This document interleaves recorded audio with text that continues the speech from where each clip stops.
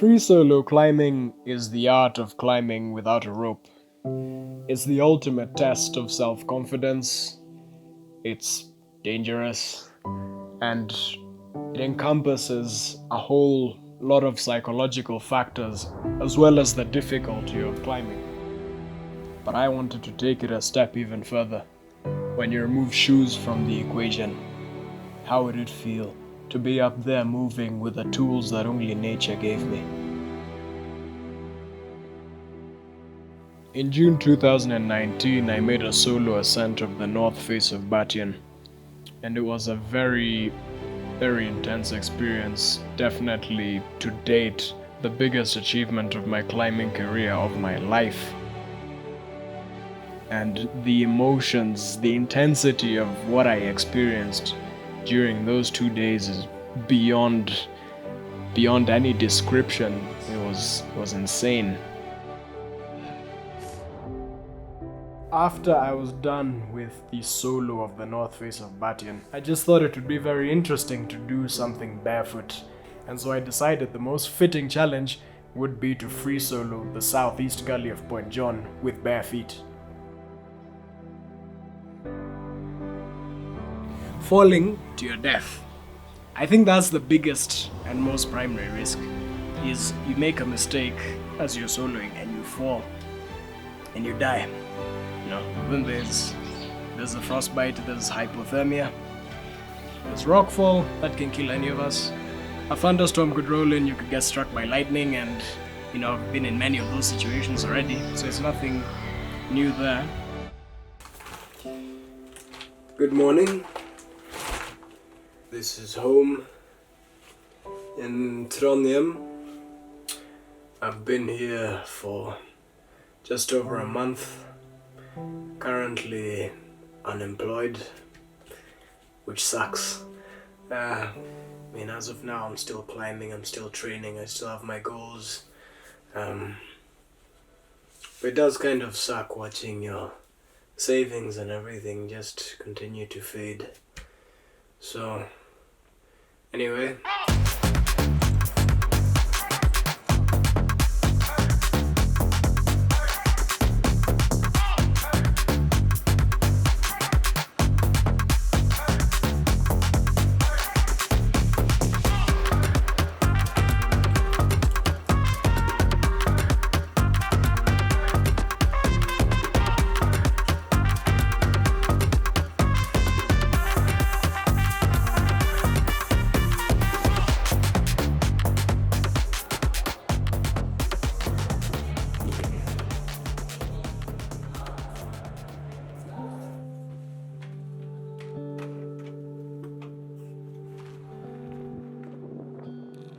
At that time, I was training harder than I'd ever trained.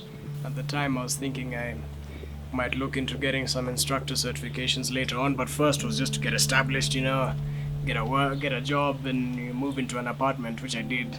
I have a family friend who linked me up with a hotel, and they needed somebody to work a night shift. And so, I went and I did a little period of trying out, and, after the first night shift, I realized that if I was to literally just hang around and make and save a bunch of money doing this thing to do my things later on, I'd literally need to sacrifice years and years of hard work and physical performance.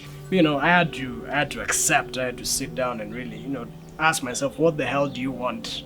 Why do you want to do this? What do you want in life? And you name those things, Whether I fail at becoming any of them, that's fine. At least I can be clear with myself with what I want to work towards. If I failed, at least I know I tried. Of all the things that I've done, this project is by far the most groundbreaking of anything. I'm doing is barefoot climbing at high altitude, barefoot free soloing at high altitude, That instead of being one of, or being the youngest, or being the this, you can be the first, at least in a certain place. I thought it was ridiculous. I totally did not get that.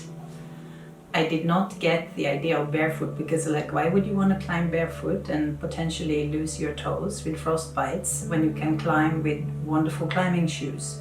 I just don't get it. I bought the ticket 3 days before the plane took off. Once that ticket was bought, It was tunnel vision. I was completely committed. Not 1 foot on one side of the fence and 1 foot. I was 100% all in. I'd already taken that leap.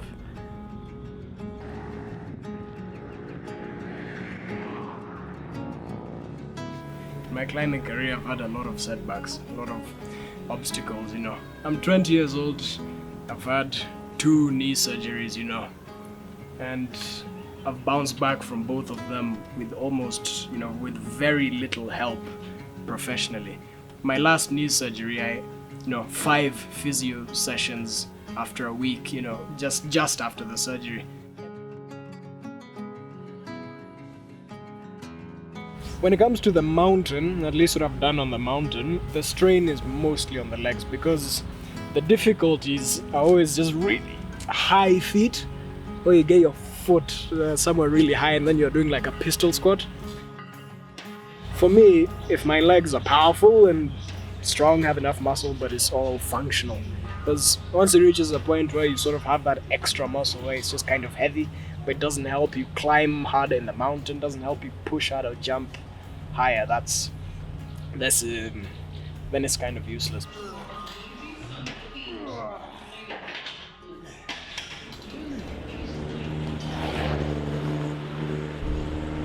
These things hit people. What's up? What's it? Oi, oi. In regards to all kinds of training, I do train a little bit of endurance here and there, but primarily my training comprises of really intense, really pulse increasing, powerful movements, and generally high intensity. I think my training is particularly different from a lot of climbers, given I have a background as a rugby player and did a lot of weightlifting in my earlier youth, because I'm still in my youth.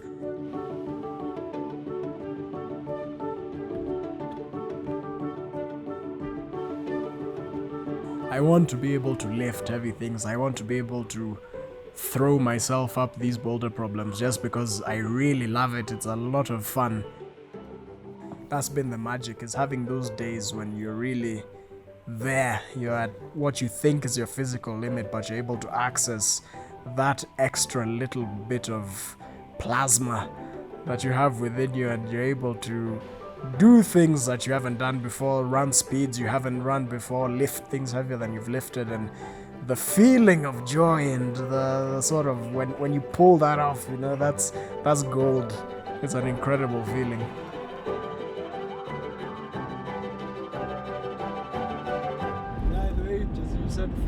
Yeah, it's like that big huck, that big movement. James Mixon is an American climber.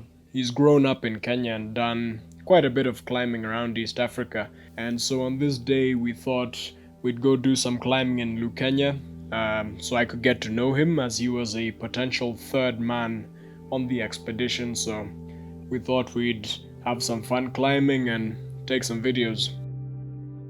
It's seen as a Western sport because climbing has been brought to Kenya as a Western sport, and people see it as that. And also, I guess people's relationship with risk and calculated risk that's not necessary is not the same, so people just think you're mad and crazy. It's expensive, and therefore people rather do something else with that money. There is not a lot of money running around in Kenya for leisure. Lukenya is an amazing place. It is really, it is awesome. It's astounding that it's just like right here, and it's just this one hill. Mostly the climbers who are climbers in Kenya are expatriates, and there's only a handful of Kenyan climbers who have other jobs, because most of the climbers who are climbers in Kenya are either an instructor or a guide.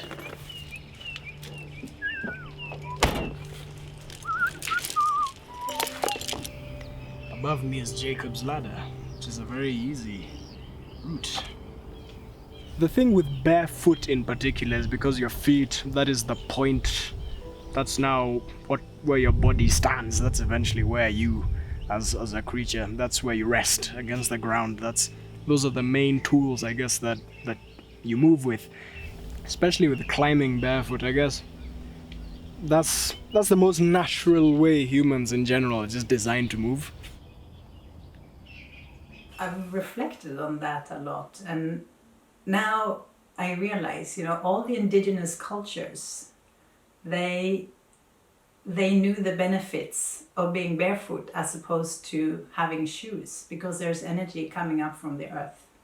And looking at it from that perspective of Peter now climbing and touching the rock with his bare foot, that's a different perspective of the wonderfulness of climbing barefoot. It's not just that he's climbing without shoes, but he's actually now even more connected to his mountain. So I started leading high altitude expeditions when I was 15. And by the time I turned 17, I decided to start a business. At the time, I was the youngest person to be doing this, to be leading technical expeditions on the mountain, probably ever in the history of Mount Kenya. So I used the skills that I'd acquired over the 2 years of climbing on the leading expeditions on the Mount Kenya Massif. And in the school holidays, I'd facilitate and guide and lead expeditions. It allowed me to purchase more equipment and spend more time in the mountains, given most of the year I was just a regular high school student. But it was tough. It was just tough being a mountain worker.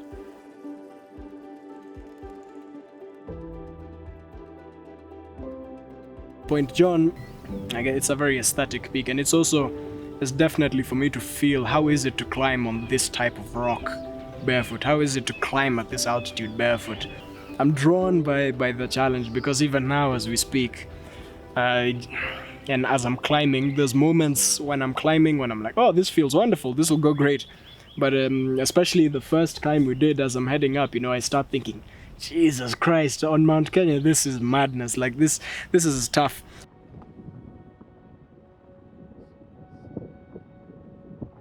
But I remember first time driving up to Hell's Gate, inside Hell's Gate National Park, and seeing the Fisher's Tower, and seeing people actually on the wall, and thinking they're absolutely mad.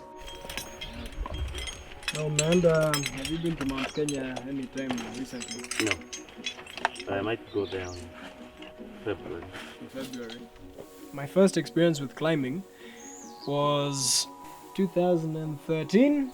I had a free weekend. And so I came here with my dad, and he did not know what I had in mind. And then when he saw what I was talking about, he was wondering why in the world I'd want to do that, and I was very opposed to it. I was scared of it, first of all. And, but I did not discourage him, because I saw that he had a passion for it. But it was very scary. Seeing him up there.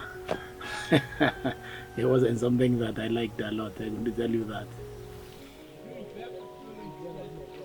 Well, if you're going all natural, you might as well go all natural. And although clothes, me, I draw the line on clothes. Peter was very young by that time. I think he was about 13 years or so. Minor was the one who officially belayed me.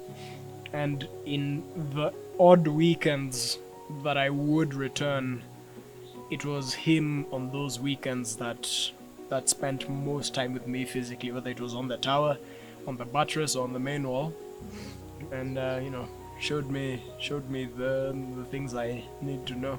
I saw him dangling up there, and I thought, oh my God, I am the worst mother in this universe. How could I have allowed this? He's gonna fall, and that will be the end of everything. Since I realized I can't stop him, is that I decided to join him. And when I started climbing, I was able to understand the security routines. I understood how all those gears work, and that they actually do have a way of keeping themselves safe, and that changed the game for me initially.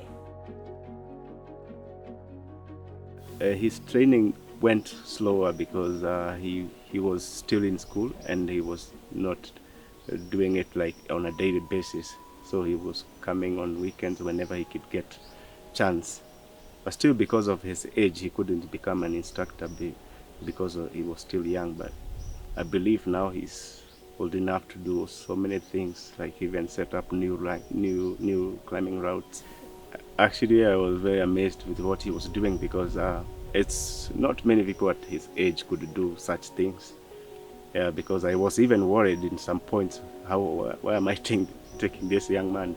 Because some of the walls are a bit serious and some of the climbs are a bit hard, but he still could manage.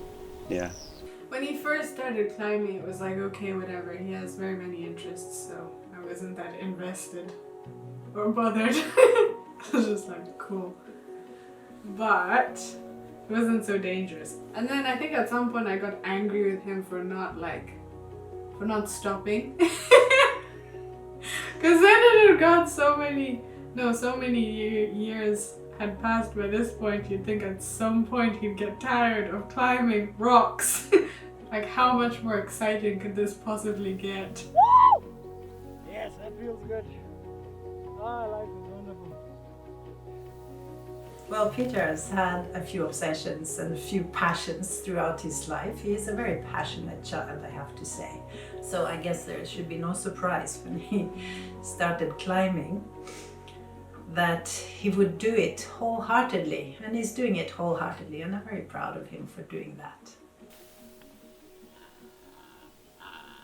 Or is it the bird? Maybe that's a secretary bird making that sound. Yeah, it's a secretary bird. That's weird. Me, I didn't know birds sound like that. Thankfully, it's not a leopard telling us to get the hell out. I remember when we were leaving to go to school, everyone's attention was like on Wambi because he was not going to school.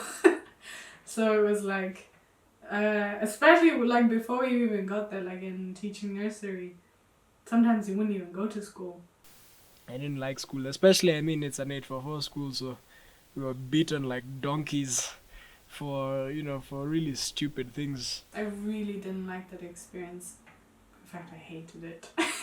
Personally as well, being of mixed race origin, regardless of the fact that you can speak the same language as these people, you're going to the same school, everything's pretty much the same. They can't see past your skin color, so your name just becomes Mzungu, which means white man, and everyone just calls you that, and I think we can just agree that it's helpful and it's very useful, but it's not essential for the career in which I'm going into. It's not essential. It's icing on the cake, and the things which I should be pursuing with a lot of energy are the things that will get me there. Sort of the things which I'll actually need to do that career. The disagreement though I have with you is that you do it now when you are young, but not come back later.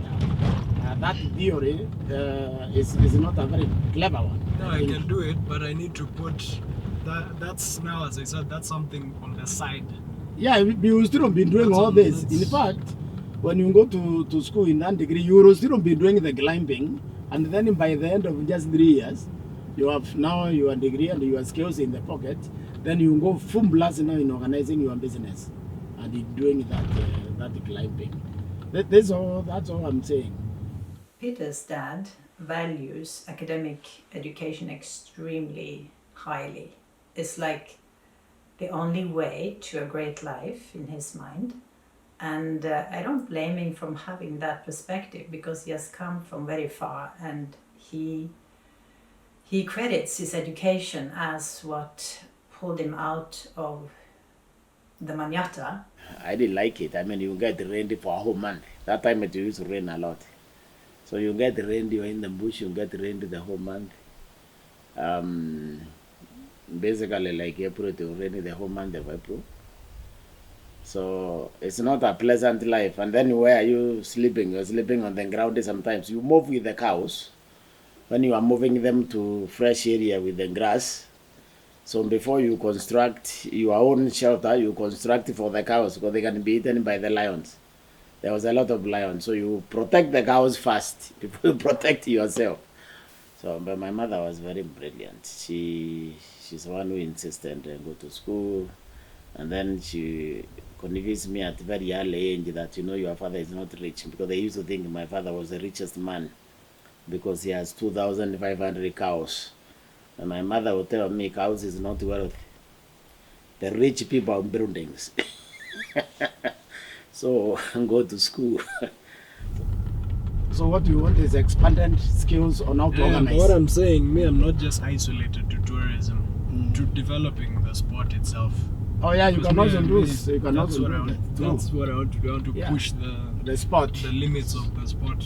So you can get a degree in sport Oh management. my god. No, that's now to actually push the sport. That's now specialized now in doing it and doing it extremely well and training in it. From a business point of view and from all that, that's now when you start talking about degrees. When would you imagine that you would do Yeah. if you wouldn't do Yeah. it? Next that's a year, good question. maybe next year. No, next year is fine. Next year is Yeah, next. okay, there we go. Finish. End of story. Next year is good. Next year, now you have said it. So I'm asking you, what would you like to study? Me, I'd study, if I was to go to university, I think I'd study outdoor education. That's Okay. that's the Okay. course, that's the one which, That is correct which now. comes closest Now to that me. comes closer. Forget now, business, forget sports Yeah, yeah. science. Yeah, outdoor I don't education. even think I did well enough in my A-levels to do any of these courses anyway. No, you did. Yeah, looked at your grades, my friend. You did better than the students have here. Yeah. So that one is not really an issue. If there is a university offering a degree program in outdoor education, that is fantastic, because that goes to support now your interest, your personal interest. You see, that's what we are saying actually. Any area that is support what you are doing, that now go there, take 3 years, get those skills, and then move. I wanted to go and see my grandmother, Tata, as we call her, because I thought it would be, first of all, very nice to see her, and then to get blessings from her to climb the mountain.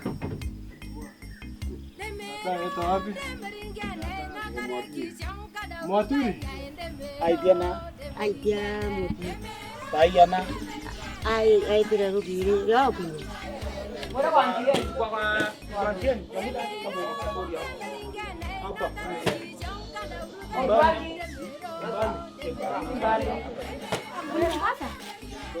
Wacha sasa tupande mlima tena.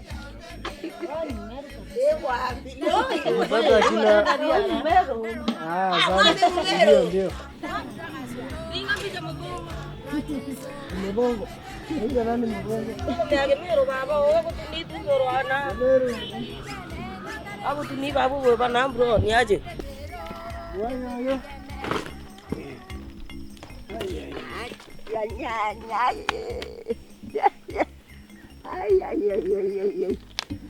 Haya nyanya mukiyama dona itole zambia lai oro tuete tonevia deria engambe lilia baeru hiru uibwa Kuibua kabisa. hakia era mukia ndewera enjaru oya nyange ne antona ituli omukia manie koriria ogindi ningiraria okaururu mutro erido oni muti ningiro tiaua ojaikana vaikararoe ekiliva ukuiwa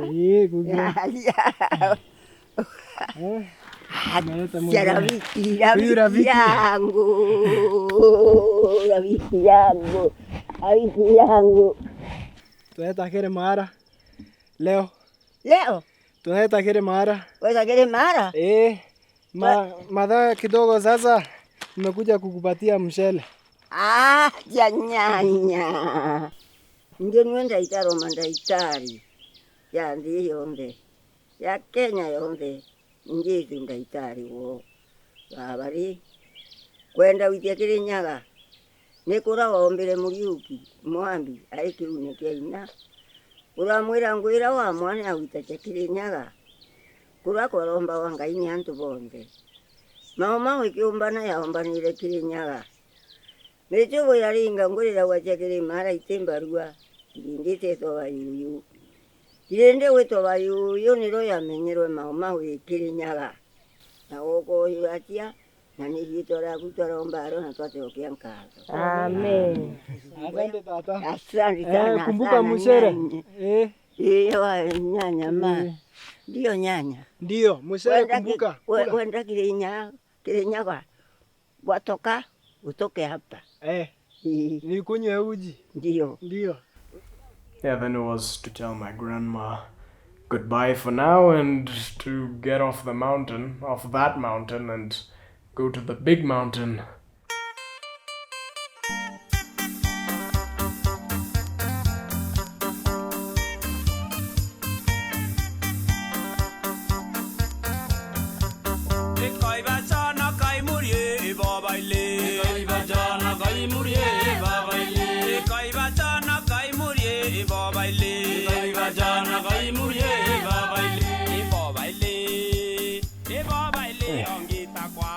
How are you feeling? Pretty dead. Yeah, it's just fatigue, exhaustion. But we'll get there. We just have to keep high spirits.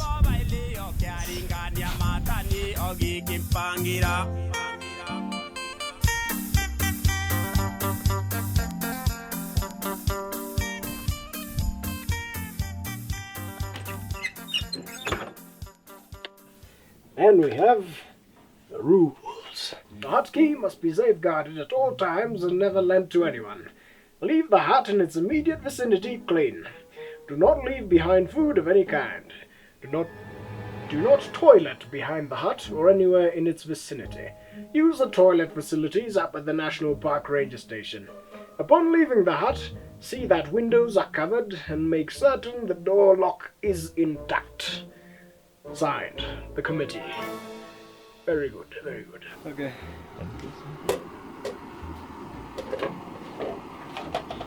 This is the boiling fowl meat. That'll hopefully become less foul when it's spilled all over the floor. You know those really old sausages? It smells the way those sausages taste, plus if you dipped them in cheese. And it's like this dysfunctional relationship he has with the mountain. It's like I always tell him he goes up there and then something horrible happens. He's like, "Oh, I'm never coming back," and we're done. We're done. And then he goes back to the normal world, and it's like, "Bae, I miss you." And then he goes back. Get out. Go. Get the rat. Get out. Get out. Fucking rat. Get out. Out. There it is. Bastard. Let's see. How many do you think I'll be able to do? 20. 20. Okay. I'm going to at least do more than 20 just because you said that.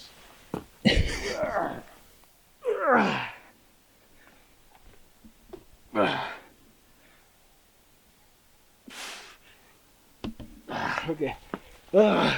That's not so bad for high altitude. 50 good push-ups. That was 50? Yeah. Wow.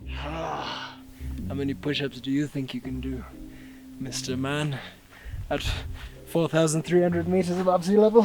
Yeah, solid 5. Solid 5? Oh, I bet you could do at least 3.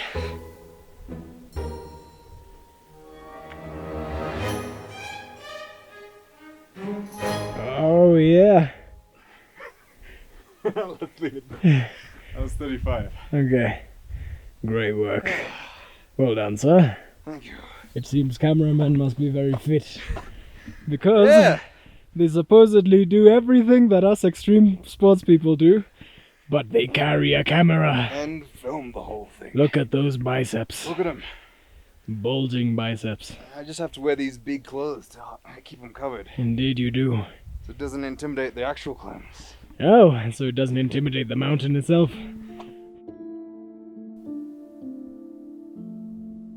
I'm drawn to the challenge of seeing how I can handle, how well I can grit through, and also just how well the skin on my feet will do. Still, at the end of the day, it will come down to a degree of mental toughness.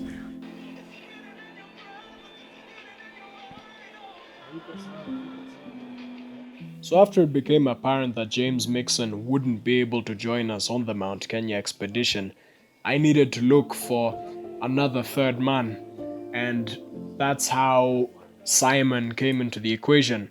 So Simon Miner is a very good friend of mine. He's also a member of the Mount Kenya rescue team and a technical climbing guide who I'd worked with before on the mountain in my late teenage years. I trained for 3 good years, and I wasn't sure whether I can do a lead climb. But the day I got a chance to do a lead climb, I was brave enough.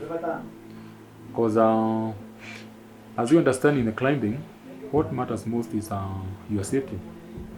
And once you place the light gears where they are supposed, you are more safe. Rather than climbing while you're not sure of what you are doing. So for me, what I normally say in my climber, it's safety first, and then I do my climbing.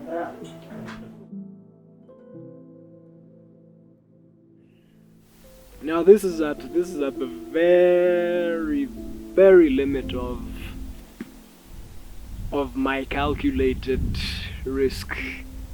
But as I said, this one's lying pretty much even with the solo of the north face of Batian. It's sort of right there where one moment you're extremely confident you can do it and there's no reason why it shouldn't work. The next moment, wherever you are, for whatever reason, like these doubts just creep up on you and you're like, what the fuck are you doing?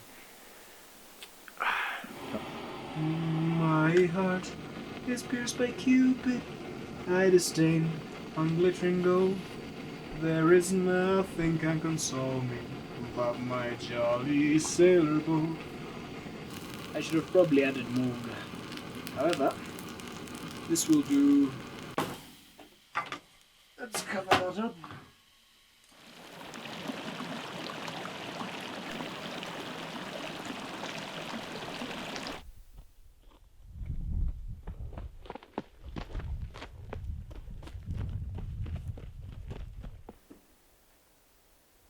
There's a lot of people on this mountain. They don't want to see me.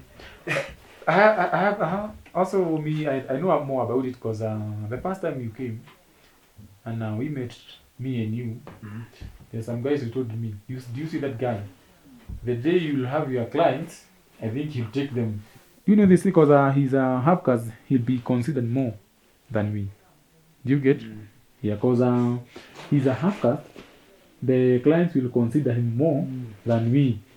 That's where the hatred starts. And it's unfortunate. I think the mountain is a better place if we can all just trust each other and we can openly converse. Because another problem is if you're not talking to these people at all, maybe there's information you have to help them. For example, there's situations where people have had guides who are trekking guides, they're not technical guides, and they needed information in order to climb the mountain. And the information I provide is for their safety. Yeah. I tell them the place where they might find rockfall, for example, things like that. I'm not trying to steal the clients, I'm just telling them, be careful.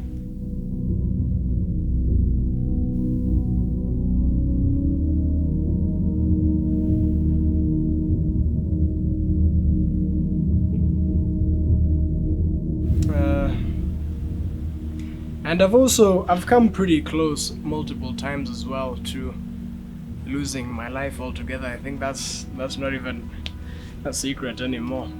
On Mount Kenya, I've had multiple occasions where things have just where I've come so close. We were coming over with my cousin, coming over a glacier from the north, trying to traverse a tricky col to traverse over to the south onto the Lewis Glacier. And on the way down, we realized how serious the situation was because the slopes between these really steep rock bands were essentially sliding out, landslide style, rolling down like ball bearings beneath your feet. And we had to resort to scrapping the rope simply because there was nowhere to anchor it.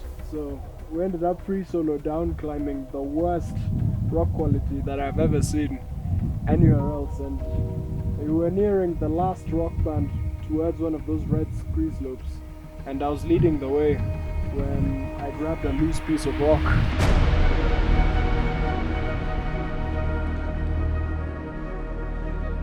I thought I'd torn one of my tendons. I whacked my head into the rock. Luckily I was wearing a helmet, and then I stopped. You know, the danger was, had I tipped backwards, I'd have just cascaded down those scree slopes, just boom, boom, boom, boom, flying and rolling through the air. I would have ended up somewhere down on that glacier in pieces, quite likely so. You know, that moment I think was very strong in terms of shaping my free solo career.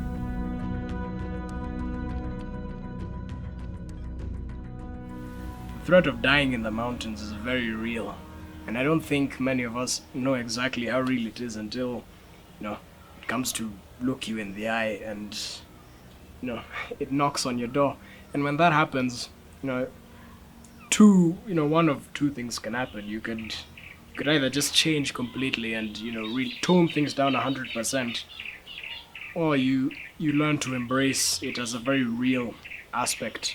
You fully embrace that, and then you go into, you push yourself even further into the sport with full awareness of these things, but now you've essentially embraced everything. And I think that generally makes you a wiser, even a safer climber in the dangerous things that you attempt.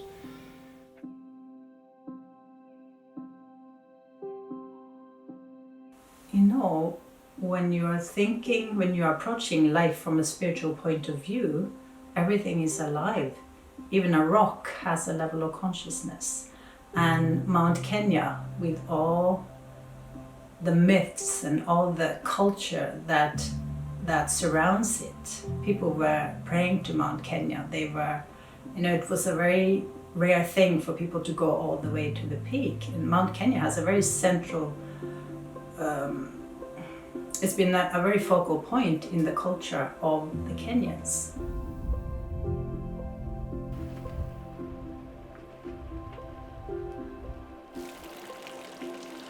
It blows your mind to think that all this rock, everything you see here has been under the ice for millions of years. And now you see it, now is when it's being explained. But it's been down here for a very long time.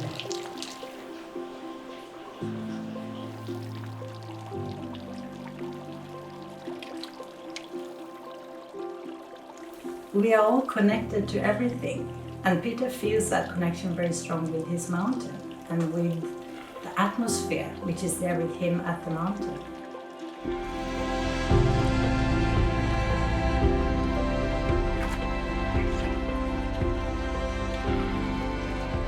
Having that inner silence that allows you to access a form of communication with the universe or with this environment, and that communication is what directs you towards doing something at this level and not getting yourself killed in the process. Having that instinct, let me call it instinct, to know how to deal with dangerous situations or how not to get into them in the first place.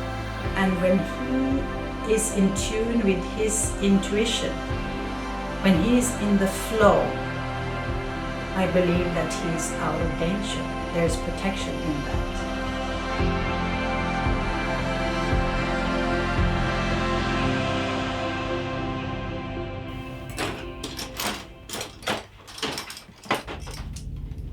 Unatumianga protection gapi pa pitch kwa point zone? 5. Huku nataka tutoke maybe around 7 hapo. Ya 5 then kuna hiyo pitch yenye ni 50-50 ngumu. Ya 6 then hapa sijui kabisa. It's a 70 meter rope. Kamba ikikuwa karibu kuisha, atasema sasa end of rope ndio ujue. Then kazi yake sasa ni kama amphitheater, kuenda off belay na kuanza kupanda polepole. Unasimama hapo. Sasa Asha anaanza kupanda, anatoa gears, anatoa gears, anatoa gears, anatoa gears. Akifika hapa, sasa anakupatia gears. Sasa wewe vile utafanya utamloa sasa.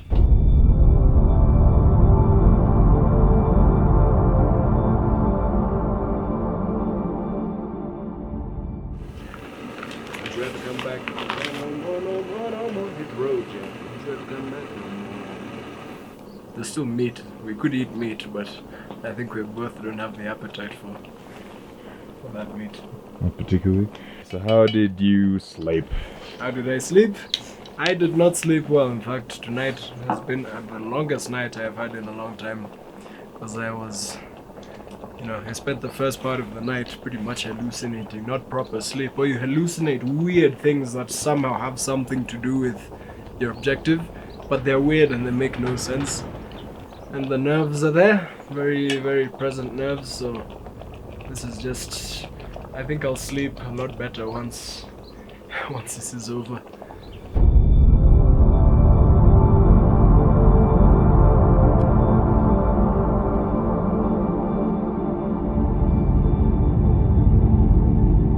Ironically, the day we chose to climb ended up being probably the worst day. For one, obviously the wind was really, really strong, and climbing in windy conditions like that, free soloing in windy conditions like that is particularly dangerous, simply because if you get a gust that's strong enough, it can make you lose balance and fall off. The wind today it's a bit quite strong, but we'll have to climb the first beach and see how the wind is. Yeah, no, it's funny because the sun is shining and the sky is clear, but this wind, Jesus Christ, it's really strong. So, as Simon said, we're doing one pitch, maybe two pitches, then I know if it's worth doing it today. Because if the wind is too strong, I'm not going to risk it.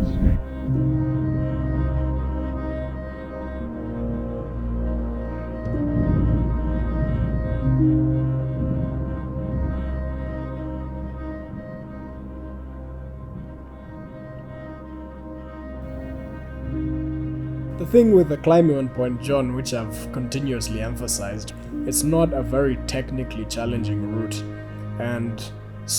but a lot of people find this style of climbing on this particular style of granite particularly challenging, and it can be a fairly insecure type of rock to free solo on, especially barefoot.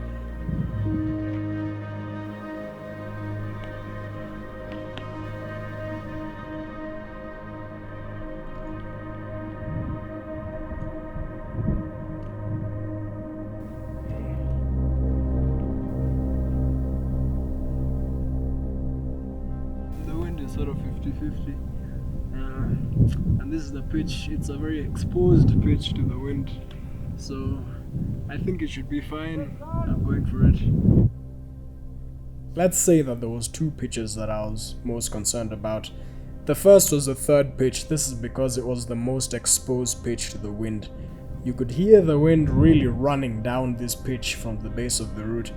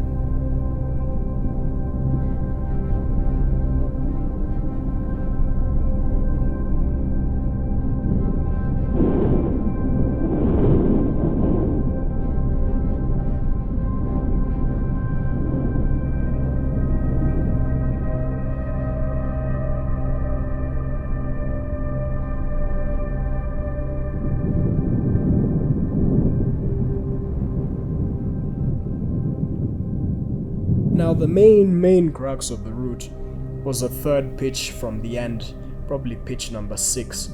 This pitch was a little bit interesting because the holes generally aren't as big in some of the places, and you have a lot of smearing, a lot of wide steps.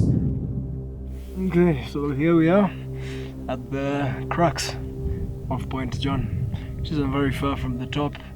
So it's a slightly sketchy section, and this one has the most meaning, most weight, I think, this entire pitch. So yeah, I mean, hoping for the best. Not hoping I'm hoping for the best, and at the same time, full on 100% focus still here, and I'm excited to get to the top now that we're so close. So yeah, and it's cold. It's really cold.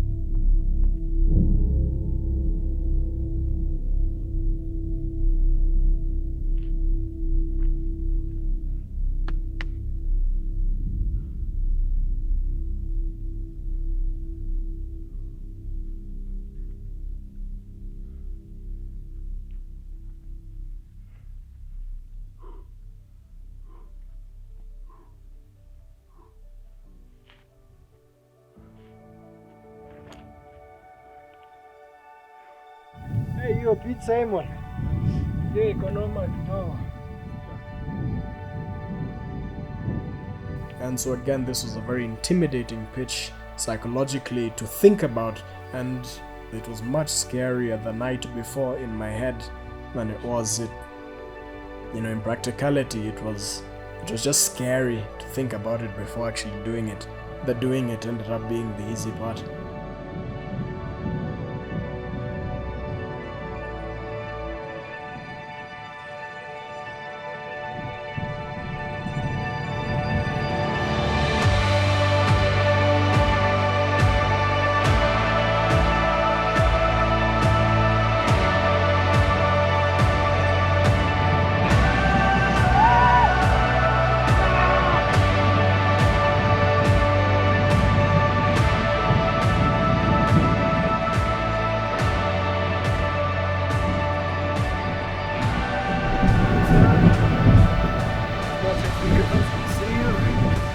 Must. So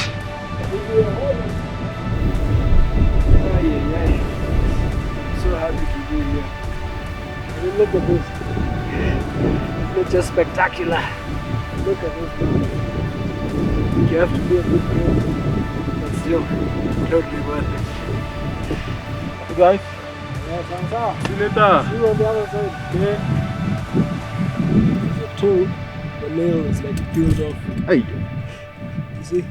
Gonna need a nail cutter. Oh, I was mad.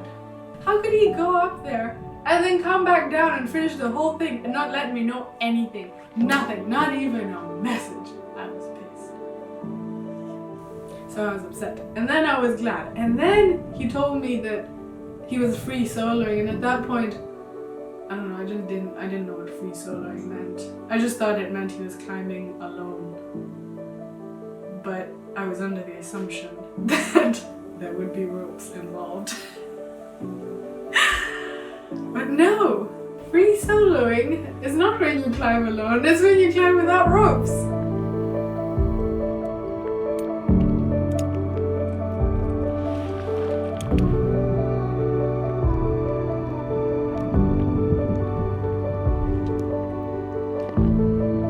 Yeah, I am happy it's over.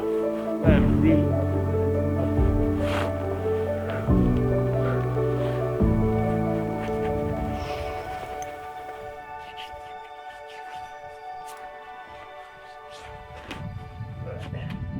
But I was very happy. And then, also, no, I forgot to say, I was quite proud of him because I knew how much, or how hard the decision to, leave everything behind and go back and do it. So I was really hoping that it works out in his favor. Oh yeah, so when I got the news that he'd come back down, I was happy. I was like, that's nice.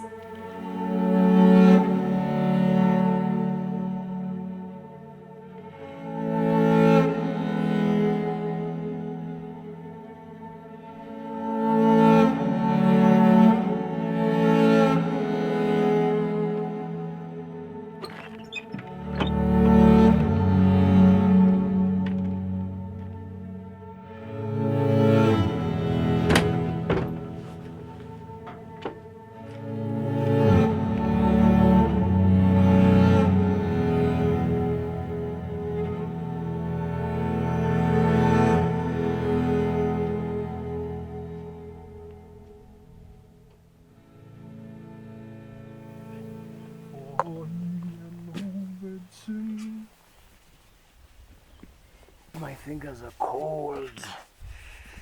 Ay, ay, ay, ay, ay, ay, ay. For me, climbing isn't a hobby. It's not a hobby at all. It's a way of life. And that's just the way it's always gonna be. And that's what I'm working hard to make it.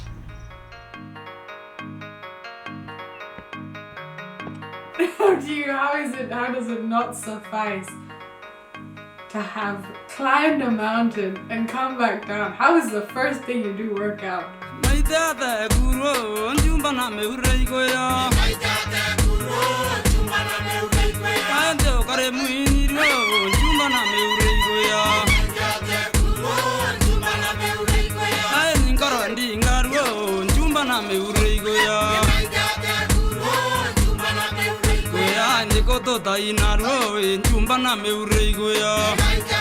Today I think it's not Kumam.